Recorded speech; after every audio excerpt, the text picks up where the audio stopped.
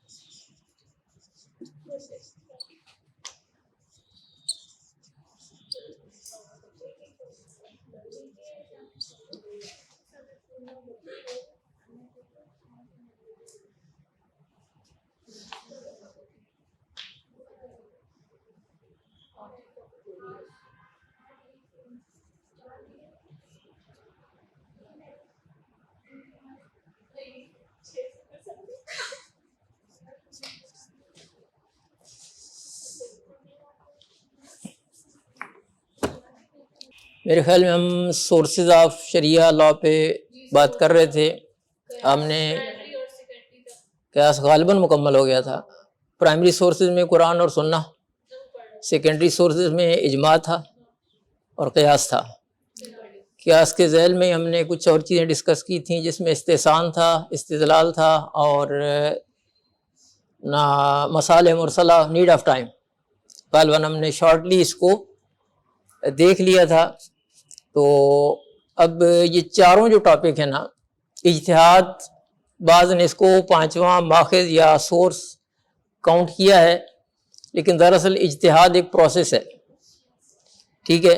اس کے بغیر قیاس ہو، استحسان ہو، استدلال ہو یا مصالح مرسلہ ہوں، وہ انسان کر ہی نہیں سکتا کہ جس بندے کے اندر یہ ایبلٹی نہ ہو، جسے ہم مجتہد کہتے ہیں. اجتہاد الگ سے ایک کوالٹی ہے.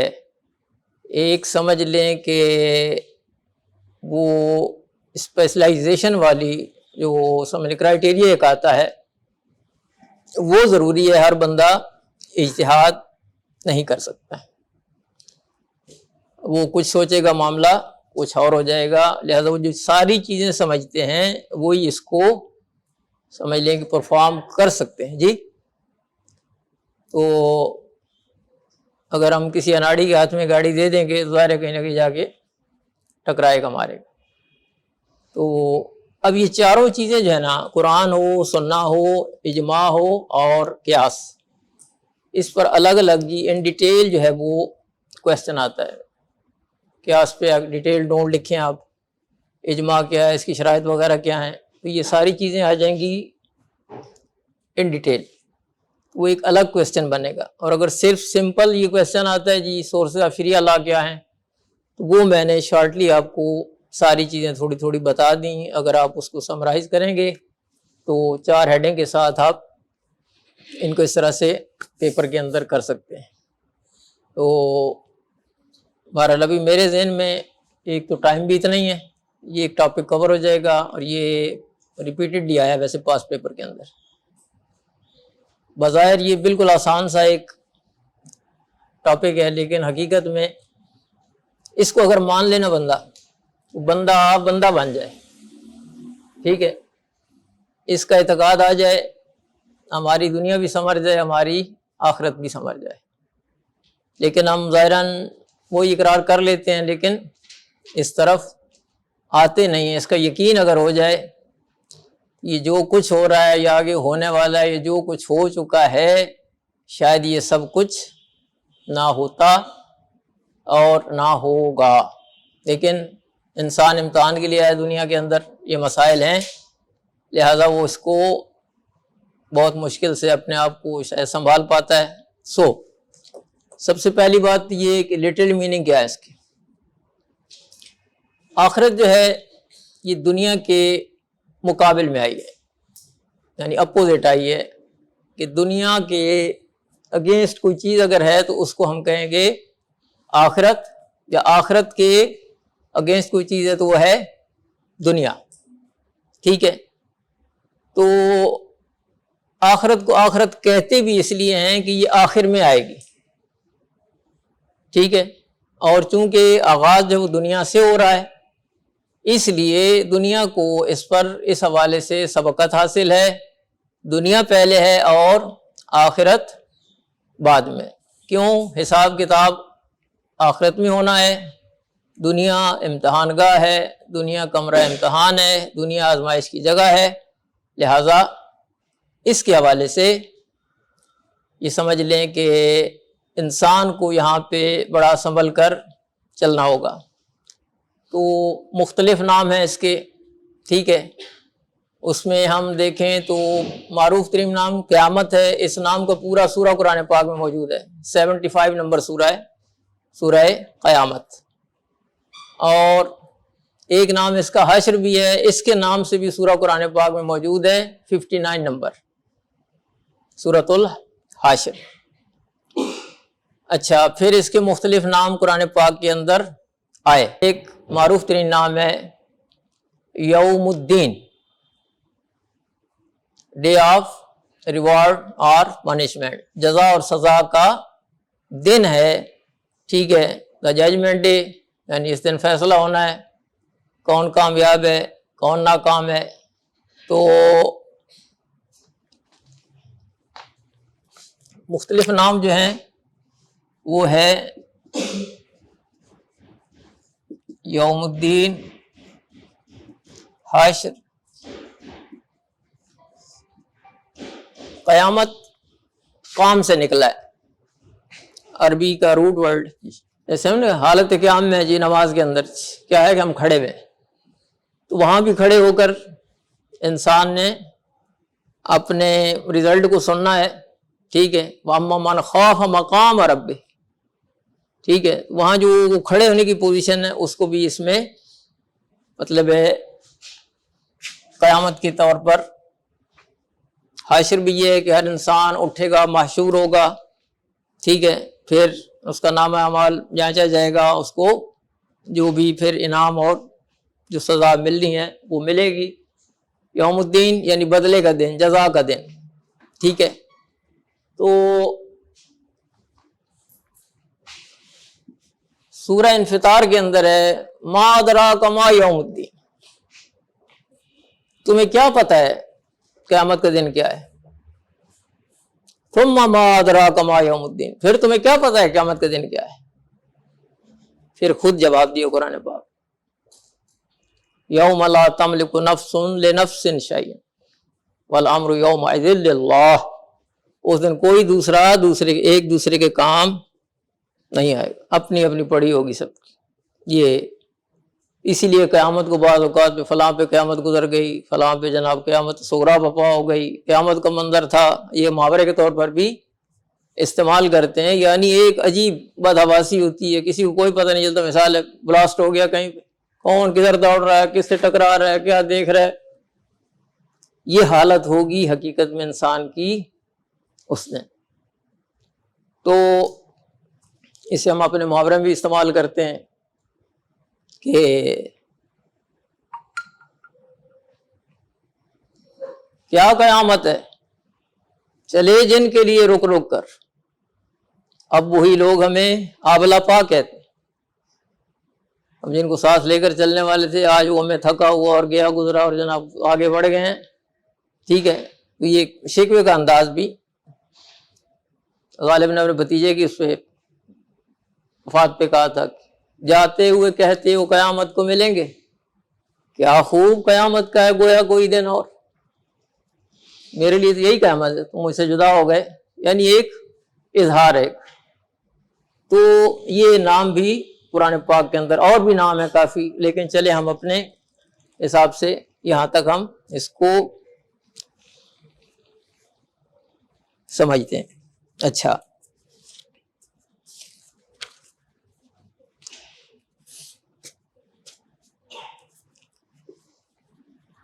جیسے میں نے بتایا لفظ آخرت دنیا کے مقابل میں آیا، چونکہ یہ بعد میں آنے والی ہے اس لیے اس کو آخرت قرار دیا گیا. اصطلاحی مفہوم کیا ہے، ٹیکنیکل میننگ اس کی کیا ہے؟ انسان مرنے کے بعد ہمیشہ کے لیے فنا نہیں ہوتا.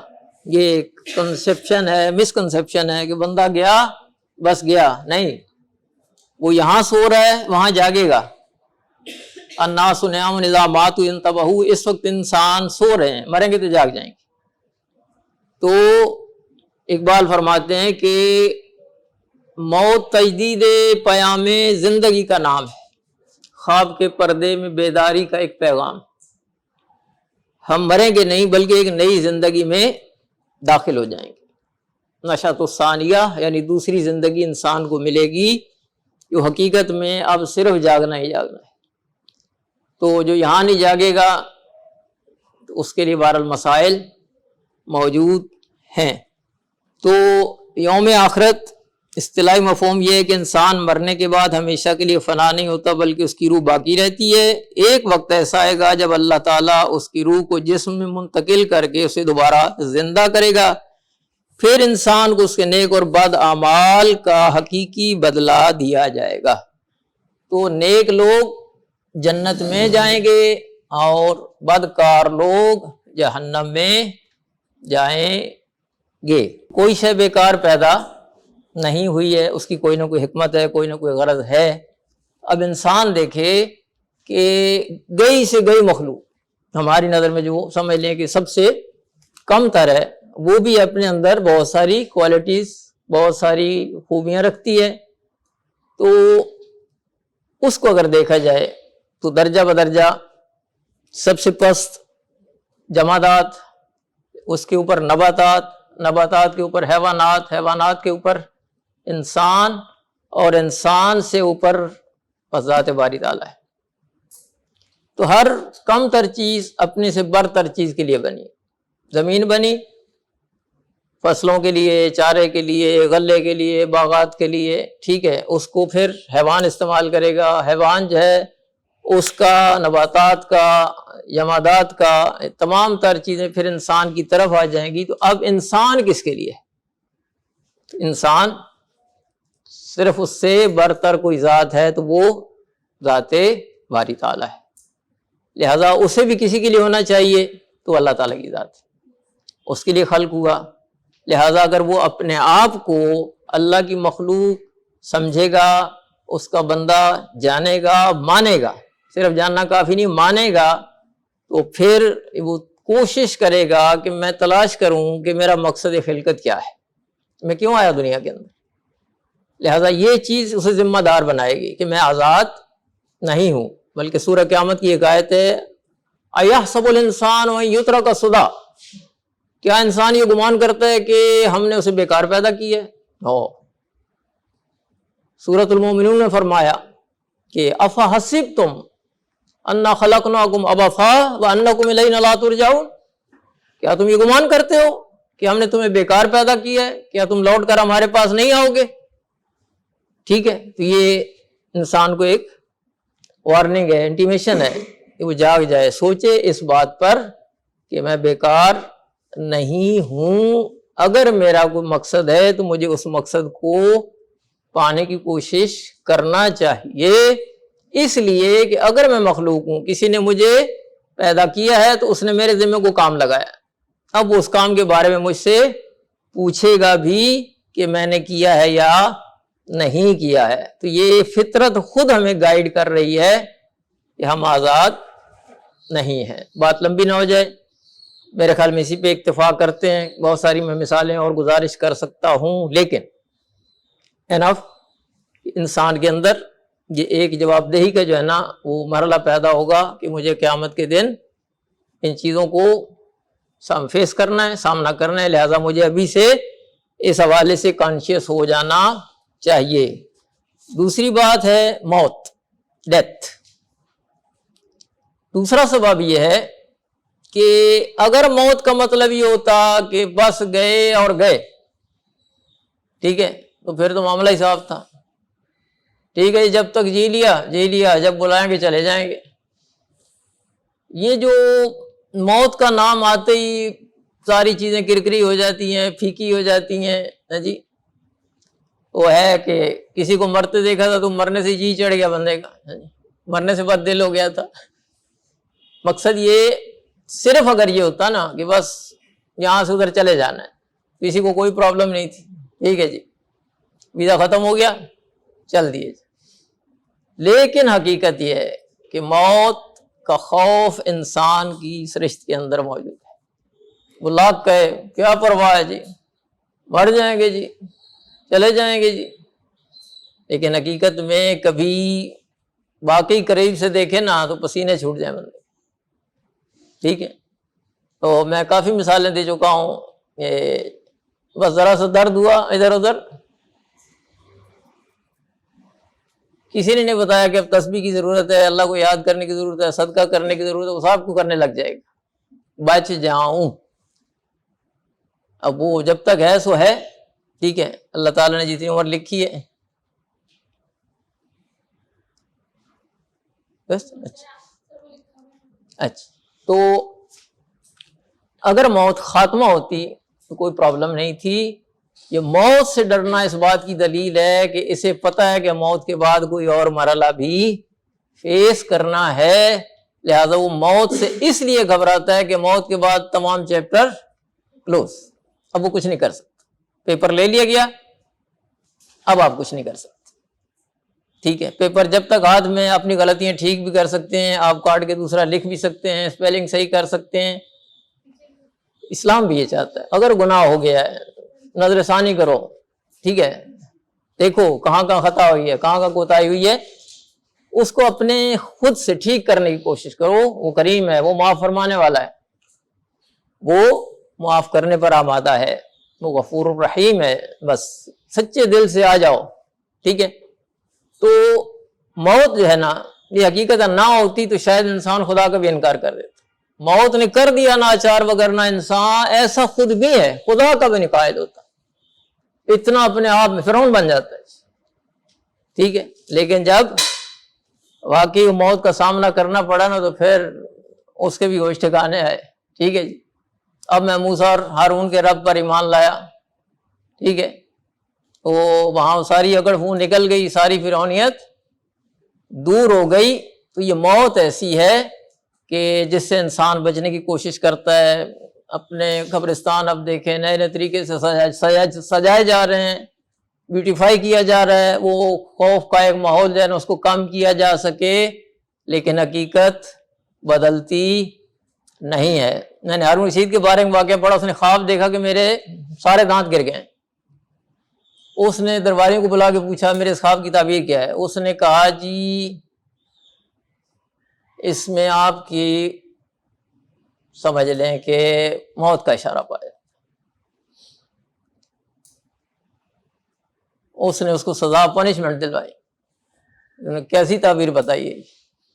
ٹھیک ہے، پھر کسی اور سے پوچھا تو کہا جی اس کے اندر آپ کے درباریوں کی پناہ پائی جا رہی ہے، آپ کے لیے بقا ہے۔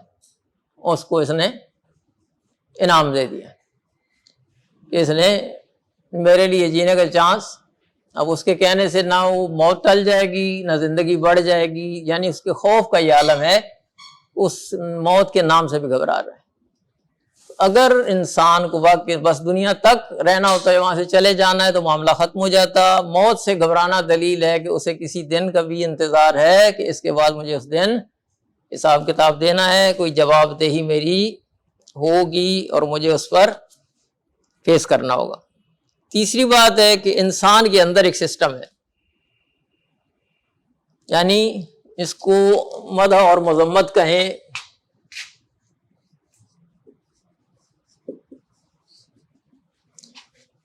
پریز اینڈ کرٹیسزم، دونوں چیزیں یہ انسان کے اندر موجود۔ جب وہ کوئی اچھا کام کرتا ہے نا، ٹھیک ہے، بچے کی بہترین مثال میں کہتا ہوں کہ سیکھنا ہو تو ان سے سیکھا جائے۔ بچے کو جب کسی دن اسٹار ملے، گڈ ملے، پرائز ملے تو گھر آ کے خوشی خوشی بتاتا ہے۔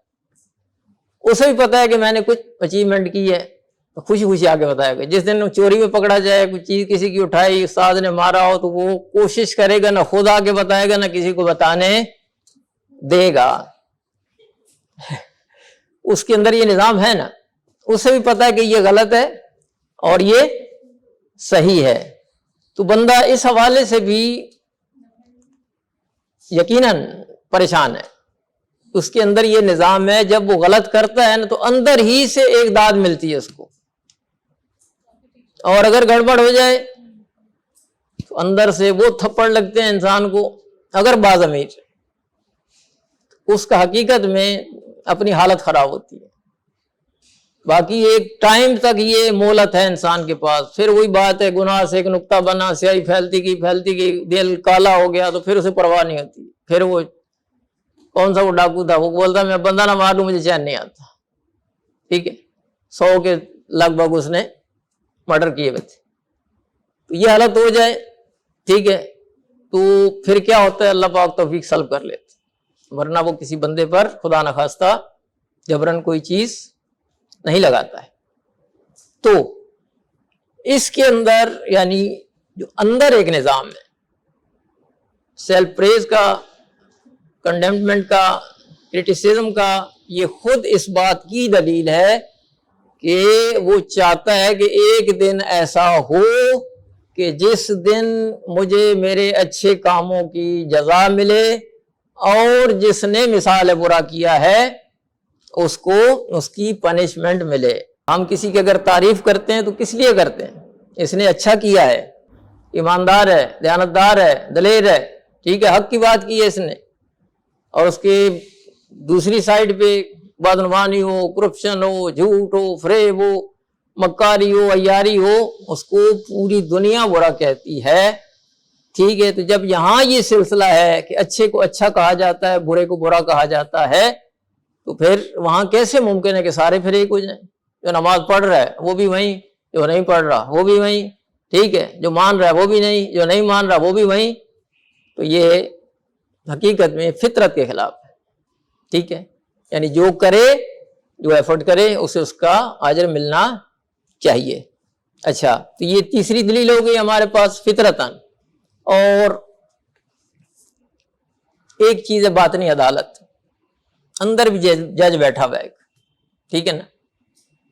تو اس جج کا کام یہ ہے کہ جب انسان سے کوئی جرم ہو جائے تو یہ اندر سے ایسا فیصلہ دیتا ہے، حقیقت میں انسان کا رنگ اڑ جاتا ہے، ڈھیٹ بن جائے الگ بات، ٹھیک ہے، کہ شرمندہ میری روح کی سچائیاں ہوئیں، وہ تبصرہ ضمیر نے کردار پہ کیا، ٹھیک ہے، اندر سے ایک ایسا فیصلہ آئے گا کہ بندے کے پاس اپیل کا حق بھی نہیں رہتا، ٹھیک ہے، یعنی اندر سے ایک پنشمنٹ شروع ہو جاتی ہے، ایسے تھپڑ لگتے ہیں اندر سے، جب تک وہ بیلنس نہ ہو جائے دھیرے دھیرے دھیرے دھیرے پھر جا کر وہ سنبھلتا ہے، ورنہ ضمیر وہ تماچے لگاتا ہے انسان کو۔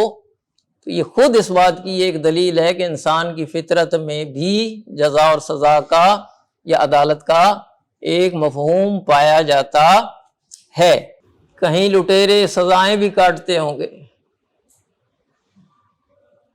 میرے وطن میں تو ہیری تاج پوشی، یہاں تاج پہنائے جاتے ہیں، ٹھیک ہے، تو یہ خود ایک دلیل ہے کہ جب یہاں کسی کو انصاف نہ ملے وہ بیچارہ کہاں جائے، ٹھیک ہے، وہ لے دے کے بعد دعائیں دیتا ہے، دیکھوں گا تمہیں میں، ٹھیک ہے، تو اس سے یہ اس بات کا یقین ہے کہ اور مجھے کہیں سے انصاف ملے یا نہ ملے، اس دن ضرور مجھے انصاف ملے گا اس عادل العادلین کی بارگاہ سے۔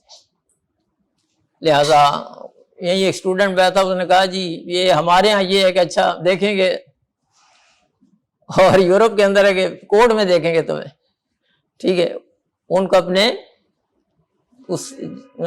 جسٹس پر، اس نظام پر انہیں پتہ ہے کہ جی وہاں انصاف ملے گا۔ سنتے ہیں ہم سوشل میڈیا پہ ساری چیزیں وائرل ہوتی ہیں جناب، تو اللہ یہاں پہ کتنے کون سے رینک پر ہیں، ہم 100 سے اوپر ہی ہے شاید، ٹھیک ہے، تو ہم نے تو انصاف کی جو ہے نا وہ بس انصاف کا مطلب ہوتا ہے نصف نصف کرنا، ہم نے اس کو پتہ نہیں کتنے اس میں تقسیم کر دی، ٹھیک ہے، تو یہ بھی انسان کی فطرت کے اندر یہ دلیل بھی پائی جاتی ہے۔ لہذا فطرتاً انسان نہ تو اپنا آپ کو بیکار سمجھے کہ مجھے بیکار پیدا کیا گیا، نمبر 2 اگر کچھ نہیں ہے تو موت کا خوف نہیں ہونا چاہیے، تیسری بات یہ جو اپنے اندر ہی تعریف اور ایک تنقید کا پہلو اٹھتا ہے وہ بھی نہ ہو، یہ ساری فطری باتیں ہیں، اور چوتھی بات یہ جو میں نے ابھی کی کہ اگر کسی کو کہیں پہ بھی کوئی سنوائی نہ ہو، کوئی نہ سنے اس کی، تو وہ مظلوم اس دن کہتا ہے کہ بھائی میں قیامت کے دن دیکھوں گا تمہیں، ٹھیک ہے، یہ اسے بھی پتہ ہے کہ کوئی ایک دن ایسا ہوگا جس دن میرے دکھوں کا مداوع ہوگا۔ تو یہ ہو گئے تھے ہمارے عقلی دلیلیں، فطری دلیلیں، کہ قرآن پاک فطرت کی ترجمانی، فَأَقِمْ وَجْهَكَ لِلدِّينِ حَنِيفًا فِطْرَتَ اللَّهِ الَّتِي فَطَرَ النَّاسَ عَلَيْهَا لَا تَبْدِيلَ لِخَلْقِ اللَّهِ ذَلِكَ الدِّينُ الْقَيِّمُ وَلَٰكِنَّ أَكْثَرَ النَّاسِ لَا يَعْلَمُونَ۔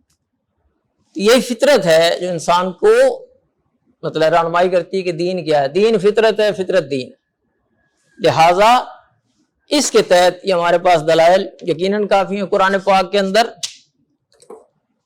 سورۃ الزلزال،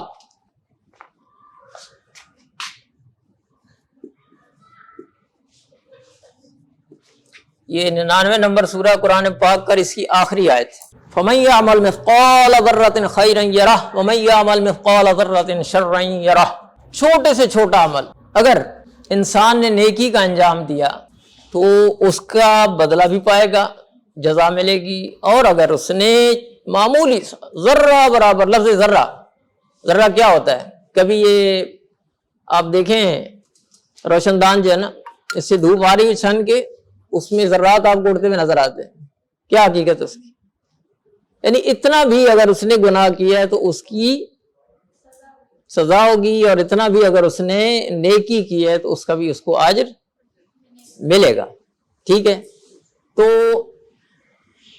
یہ قرآن پاک سے یہ ایک حوالہ، فَمَن يَعْمَلْ مِثْقَالَ ذَرَّةٍ خَيْرًا يَرَهُ وَمَن يَعْمَلْ مِثْقَالَ ذَرَّةٍ شَرًّا يَرَهُ۔ انسان کو چھوٹے سے چھوٹے معمولی سے معمولی کام کا اچھا کیا ہے تو اس کا بہترین جزا، برا کیا ہے تو سزا۔ تو حدیث کے حوالے سے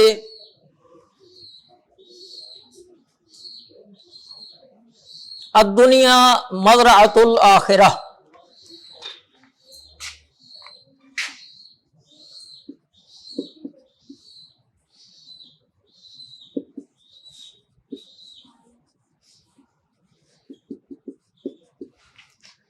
دنیا آخرت کی کھیتی ہے، جو یہاں بویا جائے گا وہ آگے انسان کاٹے گا۔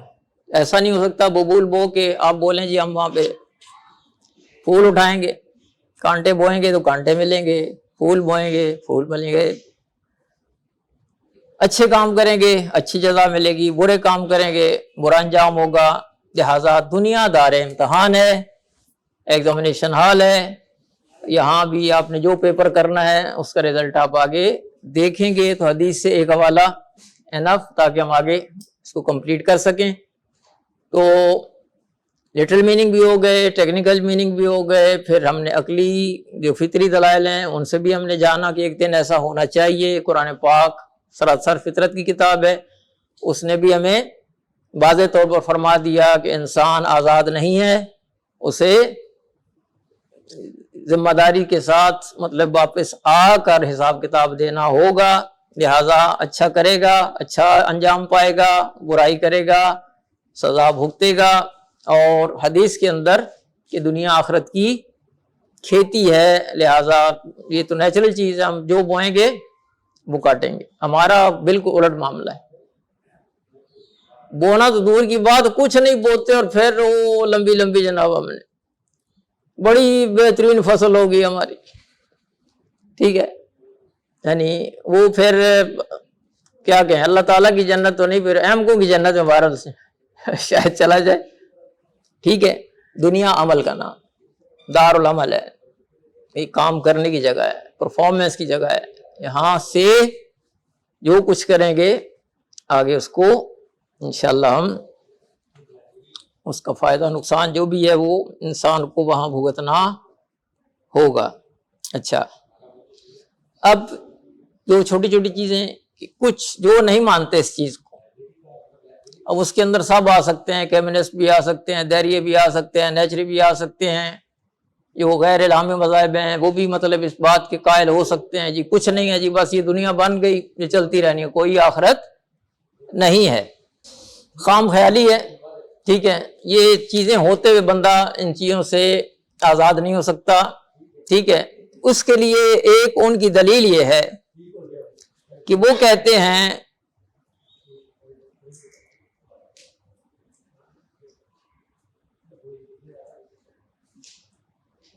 کون زندہ کرے گا ان ہڈیوں کو جو بوسیدہ ہو گئی، من یحیی العظام وہی رمیم، مٹی میں مٹی ہو گئی ہیں، اب کون کیسے اٹھے گا کیا کرے گا، ٹھیک ہے۔ تو یہ سورہ سجدہ ہے، آیت نمبر 10 ہے، اس کے اندر ان کا یہ اعتراض ہے، ٹھیک ہے۔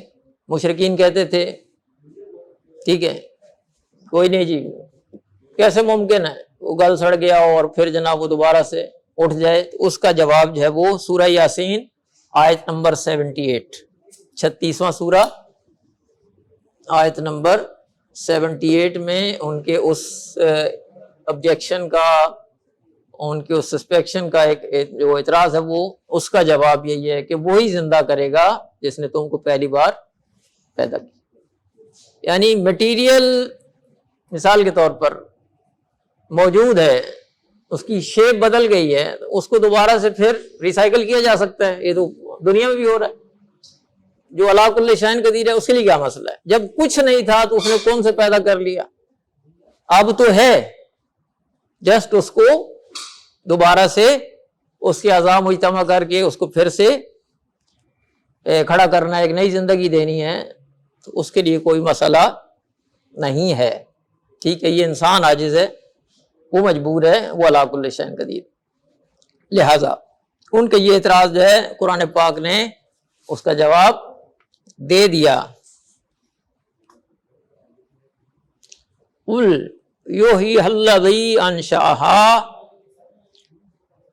اول مرہ، جس نے پہلی دفعہ بنایا تھا، زندہ کیا تھا، پیدا کیا تھا، وہ دوبارہ یہ کرنے پر قادر ہے، وَهُوَ بِكُلِّ عَلِیمٍ، وہ ہر چیز کا جاننے والا ہے۔ اسی طرح سورہ بقرہ اس کی آیت نمبر 28، کنتم امواتا فاحیاکم ثم یمیتکم ثم یحییکم ثم الیہ ترجعون، تم کچھ نہیں تھے، تمہارا وجود نہیں تھا، ہم نے تمہیں زندگی دی، پھر ماریں گے، پھر زندہ کریں گے، اور پھر تم پلٹ کر ہماری طرف آنے والے ہو۔ لہذا وہ اپنے دعوے میں سچا ہے، یقیناً اس بات پر قدرت مند ہے۔ اب آ جائیں گے اس کے امپیکٹس کیا ہیں، ٹھیک ہے، انڈیویجولی کولیکٹیولی۔ پہلی بات تو یہ کہ انسان اگر اس بات کا قائل ہو جائے کہ مجھے جانا ہے، تو سب سے پہلی بات اس کے اندر احترام انسانیت آ جائے گا، رسپیکٹ آف ہیومینٹی۔ یہ پہلی خوبی یا پہلا اس کا جو فروٹ ہے ملنے والا، ریوارڈ ملنے والا، وہ یہ ہے کہ انسان اپنے کو بھی اللہ کا بندہ سمجھے گا اور کسی کمزور کو بھی اللہ کا بندہ سمجھے گا۔ اسے پتہ ہے کہ یہ میری اپنی صلاحیت، میری اپنی قدرت نہیں ہے، میں بھی کسی کا محتاج ہوں۔ اگر اس نے مجھے آج اس مقام پر فائز کیا ہے تو مجھے کسی کو حقارت سے نہیں دیکھنا چاہیے، بلکہ میں بھی اسی فرد کی طرح یعنی عاجزی اختیار کرے گا۔ حقارت سے کسی کو بھی نہ دیکھو، نہ جانے کس کا دل سہنے خدا، ٹھیک ہے، وہ یہ ظاہری لباس تراش خراش کسی کو اس بنا پر ریسپیکٹ دینا، نتھنگ ایلس۔ اصل انسان کی شخصیت یہ نہیں جو نظر آتی ہے، بلکہ حقیقت میں شخصیت کا تعلق انسان کے باطن سے ہے۔ باطن پاکیزہ ہے، باقی اللہ پاک کے معاملات، اس نے کس کو کیسا بنایا، کیا بنایا، لیکن جو انسان سے پوچھ گچھ ہے وہ اس کے کردار کے حوالے سے، جس پہ اس کا اختیار ہے، یعنی کیا کرنا اور کیا نہیں کرنا۔ جہاں مجبور ہے، کس کے گھر جانا ہے، کس خاندان میں جانا ہے، کس علاقے میں جانا ہے، کون سی زبان بولنی ہے، قد کاٹ کیا ہے، رنگ روغن کیا ہے، یہ ساری ثانوی، ان پہ کوئی نہیں پوچھا جائے گا تم ایسے کیوں تھے، تم ایسے کیوں، تم نے یہ کیا، یہ تم نے کیوں نہیں کیا۔ تو دوسری بات یہ ہو جائے گی کہ وہ ذمہ دار بن جائے گا، تو اس کے اندر وہ اکڑ پھو ہے ایک طرح سے، وہ ختم ہو جائے گی، عاجزی اور انکساری آ جائے گی۔ اچھا، دوسری بات یہ کہ جب اس کا یہ موٹو بن جائے گا، اس کا یہ فیتھ بن جائے گا کہ میں آزاد نہیں ہوں، تو اسے نیکی کر کے ایک مسرت کا احساس ہوگا، ٹھیک ہے، لہٰذا وہ برائی سے اوائڈ کرے گا، نیکی کی طرف رغبت کرے گا، اور اسے تسلی بھی ہے، یقین بھی ہے کہ مجھے اس کی جزا ملنے والی ہے، لہٰذا وہ سکون بھی پائے گا اور انعام کا بھی انشاءاللہ امیدوار ہوگا۔ تیسری بات یہ ہے کہ صبر و عزیمت، یعنی پیشنس اینڈ پریزرونس، اس کے اندر صبر اور استقامت آتی ہے۔ وہ دنیا کی مشکلات کو بڑی آسانی سے جھیل جاتا ہے، اسے پتہ ہے کہ میں اگر یہاں مشکلات کا شکار ہوں تو اس کا اجر بھی وہاں مجھے ملنے والا ہے، اور اگر خدا نخواستہ میں غلط طریقے سے یہاں پہ عیش پرستی میں مصروف ہوں تو پھر مجھے اس کی سزا بھی بھگتنا ہے، لہٰذا وہ مشکل لمحات کو بھی بڑے صبر و استقامت کے ساتھ اس سے گزر جاتا ہے، اس کو مشکل نہیں لگتی۔ وہ ہے کہ خیال یار میں ہم پربہار رہتے ہیں، خزاں کے دن بھی ہمیں سازگار رہتے ہیں۔ اس کا رابطہ جب خدا سے ہو جائے، اس کے اندر ویسے ہی سکون اور اطمینان کی لہر آ جاتی ہے، اس کے دنیا کے مسائل الجھاتے نہیں ہیں۔ تو یہ تیسرا فائدہ ہو گیا۔ چوتھی بات،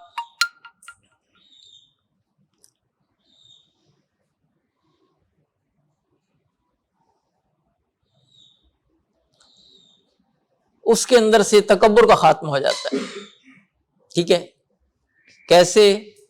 اس لیے کہ ظاہر ہے جو صلاحیتیں اللہ نے دی ہیں اس پہ اگر وہ مغرور ہو جائے گا تو پھر وہ سمجھے گا پتہ نہیں میں خود کوئی چیز ہوں، لیکن حقیقت میں تھوڑی سی پریشانی، مصیبت، بیماری، دکھ آئی، ساری اکڑ پھو نکل گئی، اور پھر اگر یہ احساس ہے کہ میں نے حاضری دینی ہے تو اس کے اندر یہ چیز بھی نہیں آئے گی، ایروگنس ختم ہو جائے گی اس کے اندر سے۔ اچھا جی، پھر سینس آف ریسپانسبلٹی، یعنی ذمہ دار انسان بن جائے گا، وہ اپنے اوقات کو اس طرح ضائع نہیں کرے گا، اپنا وقت برباد نہیں کرے گا، فضول کاموں کے اندر نہیں پڑے گا، بلکہ وہ کام کرنے کی کوشش کرے گا جس کے نتیجے میں اس کو یعنی بہتر جزا ملنے کی امید ہے تو ہر کام اپنے وقت پر انجام دے گا. اسے پتہ ہے زندگی کسی وقت بھی ختم ہو سکتی ہے، لہذا جو ملی ہوئی ہے اس سے مجھے فائدہ اٹھانا چاہیے. کہ یہ ابر کی گھڑیاں ہیں، یہ بادل اڑتا ہوا جا رہا ہے، ٹھیک ہے رکا نکل گیا، جس نے فائدہ اٹھا لیا، باقی جو ہے وہ اپنے آپ کو ضائع کر لے گا. اچھا، پھر فریڈم فرام ڈیزائر، خواہشات سے آزاد ہو جائے گا. ٹھیک ہے، یعنی دنیا میں دل نہیں لگائے گا. ظاہر اگر آخرت کی طرف متوجہ ہے تو اسے پتہ یہ ساری چیزیں فانی ہیں، عارضی ہیں. رنگ رلیوں کی زمانے پہ نہ جانا ہے دل، یہ خزاں ہے جو بانداز بہار آئی ہے. اس کا باطن کچھ اور ہے، یہ ظاہر خوبصورت لگا، اسی کے اندر بندہ اگر الجھ گیا تو پھر کام سے گیا. کر بلبل و طاؤس کی تقلید سے توبہ، بلبل فقط آواز ہے، طاؤس فقط رنگ. علامہ اقبال. یہ مور ہے یا بلبل ہے، یہ اس کی آواز لبھاتی ہے، اس کا رنگ روغن بندے کو متاثر کرتا ہے، تو اس میں الجھ کر نہ رہ جانا. اچھا، پھر ہے دنیا طلبی سے نجات، لبریشن فرام ورلڈنیس. یعنی دنیا کا بندہ نہیں رہے گا، اس سے بیزاری اختیار کرے گا، دور ہو جائے گا، آزاد ہو جائے گا. اور پھر ہے بہادری اور بے خوفی، بریوری اینڈ فیئرلیسنس. بندہ وہ جب سمجھتا ہے کہ میں درست جا رہا ہوں، ٹھیک جا رہا ہوں، میری تیاری پوری ہے، میں جا سکتا ہوں، حاضر ہو سکتا ہوں، تو اس کے اندر قدرتی طور پر وہ خوف ختم ہو جائے گا. جو کہ ایک جس پیپر کی تیاری آپ نے کر رکھی ہو اس کے لیے آپ انتظار کرتے ہیں کب ہوگا کب ہوگا کب ہوگا، اور جسی تیاری نہ ہو، اللہ کرے آج ہڑتال ہو جائے، ہیں جی آج چیئرمین صاحب کی سانس فوت ہو جائے، آج چھٹی ہو جائے، تو ہم ڈیلے ٹیکٹس کے متقاضی ہوتے ہیں کہ جی ایسا ہو جائے تو پیپر میں ہمیں تھوڑا سا اور ٹائم مل جائے. تو اگر انسان کو یہ چیز اگر آمادہ کرتی ہے، وہ تیار ہوگا، تو انشاءاللہ اس کے مسائل بھی ختم ہو جائیں گے اور وہ سکون سے دنیا سے جانے کے لیے آمادہ ہوگا. اس لیے کہ موت کے بارے میں کہا گیا کہ نشان مرد مومن بات گویم چمر گامت تبسم بر لدے. ٹھیک ہے، مرد مومن کی اگر پہچان دیکھنا چاہتے ہو نا تو پھر یہ ہے کہ جب وہ دنیا سے جا رہا ہو اس کے لبوں میں مسکراہٹ. وہ حضرت علی کرم اللہ وجہ کو قول ہے کہ خلیل جبران نے شاید اس کو ٹرانسلیٹ بھی کیا، اس نے کہا کہ بچہ جب آتا ہے نا وہ روتا ہے، سارے ہنس رہے ہوتے، پوتا آ گیا، نواسا آ گیا، بیٹا آ گیا، بھانجا آ گیا، بھتیجا آ گیا. اور اب کامیاب یہ ہے کہ یہ جو رو رہا ہے نا، جاتے وقت یہ ہنس رہا ہو، اور وہ جو ہنس رہے تھے نا اب وہ رو رہے ہیں. کتنا اچھا تھا، بہت مخلص تھا، ملنسار تھا، وفادار تھا، غم گسار تھا. لہٰذا یہ تبھی ہوگا جب ہم اپنے آپ کو اس کے حضور میں حاضر سمجھیں، اپنے آپ کو ذمہ دار انسان بنائیں، اور اس بات کی یقین کے ساتھ یعنی اس کو جان لیں کہ ہم نے بالآخر جانا ہے، اور اس ذات کو ہم کیسے جواب دیں گے اس کی تیاری ہمیں کرنی چاہیے. وآخر دعوانا ان الحمد للہ رب العالمین. السلام علیکم ورحمۃ اللہ وبرکاتہ.